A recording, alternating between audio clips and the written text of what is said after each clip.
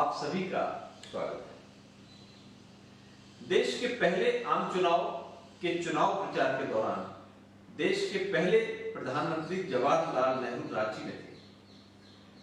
इस दौरान उन्होंने एक जनसभा को संबोधित करते हुए बेहद विचारणीय बात कही। उन्होंने कहा कि जात पात का ख्याल रखने वालों को कांग्रेस से निकाल दिया जाना चाहिए। उन्होंने खास तौर पर हिंदी पट्टी की चर्चा की।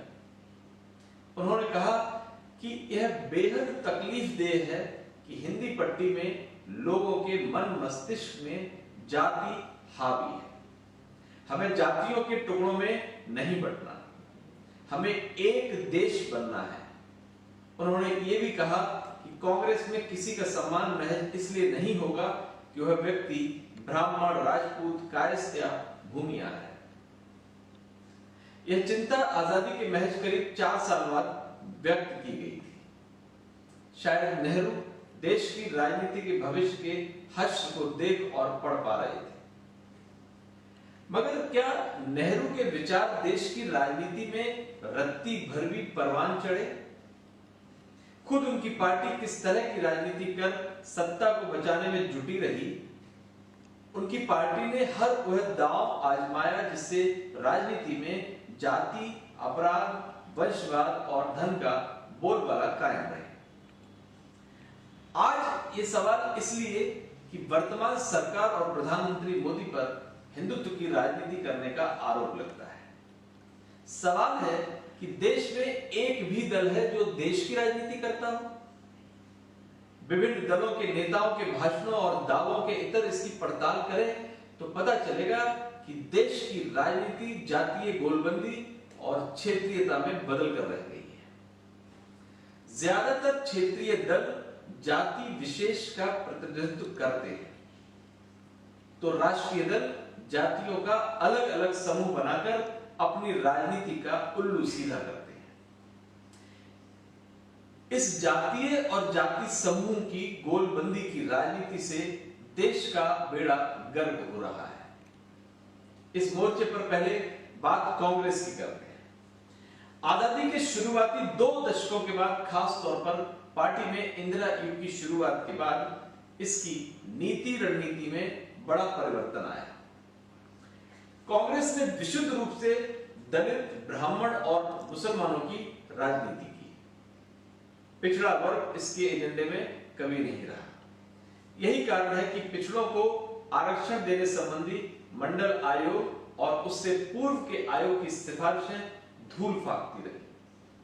ये वही कांग्रेस है जिसने पहले जनसंघ और बाद में भाजपा की काट के लिए हिंदुत्व की राजनीति से भी परहेज नहीं किया। कट्टरपंथी मुसलमानों को खुश करने के लिए चर्चित शाहबानो तलाक मामले में सुप्रीम कोर्ट के एक अहम फैसले को संसद के माध्यम से पलटने में परहेज नहीं किया। यह जानते हुए भी कि सुप्रीम कोर्ट का यह फैसला एक महिला के अधिकारों से जुड़ा था। शीर्ष अदालत ने तलाकशुदा महिला को गुजारा भत्ता देने का निर्देश दिया था। यह कांग्रेस की गैर पिछड़ा राजनीति का ही परिणाम है कि विभिन्न राज्यों में अचानक और बड़ी तेजी से क्षेत्रीय दलों का उदय हुआ।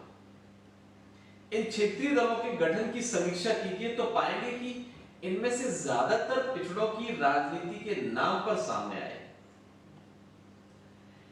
इसी कड़ी में समाजवादी राजनीति पर निगाहें डालें तो यहां भी जाति की राजनीति की सड़ांध महसूस की जाएगी। शुरुआती दौर में समाजवादी विचारधारा वाले दलों ने कांग्रेस का प्रासंगिक विरोध कर देश के लोकतंत्र में एक जरूरी संतुलन कायम किया। मगर एक पीढ़ी की विदाई के बाद उनके राजनीतिक अनुयायी ने समाजवाद को पहले जातिवाद की राजनीति में घसीटा, फिर अलग अलग जातियों का अगुवा बनकर राजनीति शुरू की। मसलन लालू प्रसाद और मुलायम सिंह यादव ने मुख्यतः यादवों की राजनीति की, बसपा ने दलित की राजनीति की। इन्हीं दलों की तरह दूसरे क्षेत्रीय दलों ने जाति के साथ क्षेत्रीयता की राजनीति को अहमियत दी। इसके अलावा क्षेत्रीय दलों की राजनीति परिवार विशेष तक सीमित होकर रह गई। अब इसी पैमाने पर भाजपा को कसते हैं। भले ही पार्टी पर हिंदुत्व की राजनीति का आरोप लगता है, मगर असलियत यह है कि यह पार्टी भी जाति विशेष के समूह की राजनीति करती है। पार्टी क्षेत्रीय दलों के प्रभुत्व वाले राज्यों में अलग अलग तरह की राजनीति करती है, तो कांग्रेस के प्रभाव वाले राज्यों में अलग तरह की राजनीति।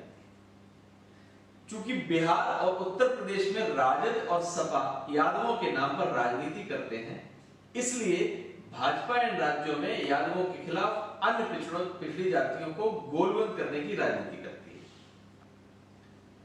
बसपा से पार पाने के लिए भाजपा मायावती के स्वजातीय जाटा बिरादरी के खिलाफ अन्य दलित जातियों को गोलबंद करने की राजनीति करती है। जहां जहां कांग्रेस है, वहां पार्टी हिंदुत्व के साथ संपूर्ण पिछड़ा वर्ग की राजनीति करती है।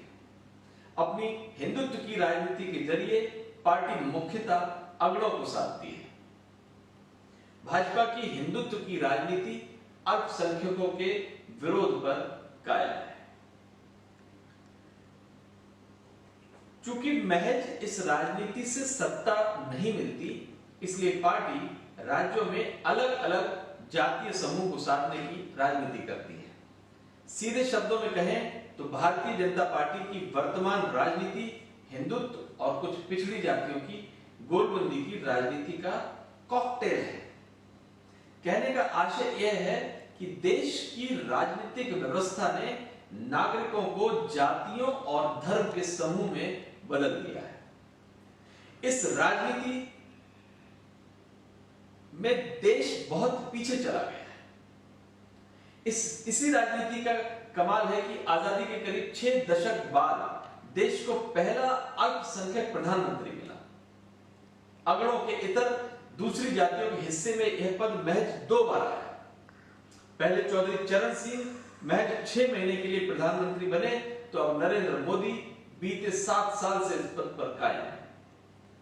इससे पहले इस पद पर अगड़ों का एकाधिकार रहा है।